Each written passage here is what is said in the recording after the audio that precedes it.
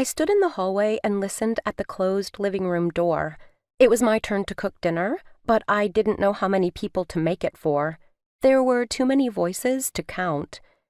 The doorbell had rung an hour earlier while I was upstairs doing my English Lit homework. Now it sounded like Laurel and Matt were having some kind of meeting. I wondered what they were involved in this week. Saving the whales, expanding gay rights, lobbying for universal health care. Every week there was another cause. It wasn't that I disagreed with their choices. I mean, it was a lot better than if they were picketing abortion clinics. But it never really seemed like any of Laurel and Matt's signs and petitions made much of a difference. Laurel and Matt were my parents, but they didn't like to be called Mom and Dad. They believed the terms Mom and Dad were constructs of a hierarchical society, or something like that. The way they said the words, you could tell they had quote marks around them.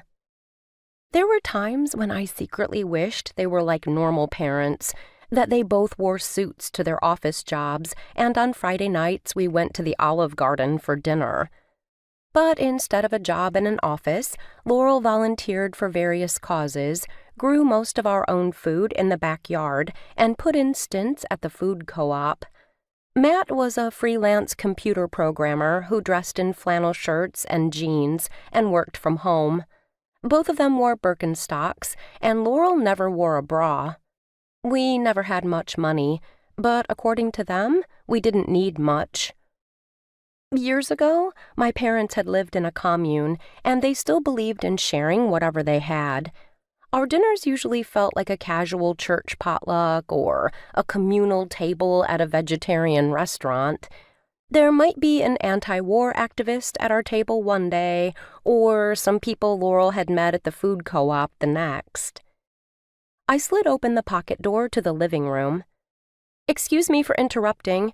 How many should I make dinner for?" The conversation stopped in midstream. 8 heads swiveled in my direction. This wasn't the normal group of ex-hippies my parents usually hung out with. A couple of them seemed about my age, 16, and the rest didn't look that much older. I didn't recognize any of them from Wilson High, which was good. It would have been way too embarrassing. The room reeked of pot. God, sometimes I couldn't believe my parents. They grew their own weed in the basement and would light up with just about anyone, people they barely knew, old baby boomers like them, and now kids my age.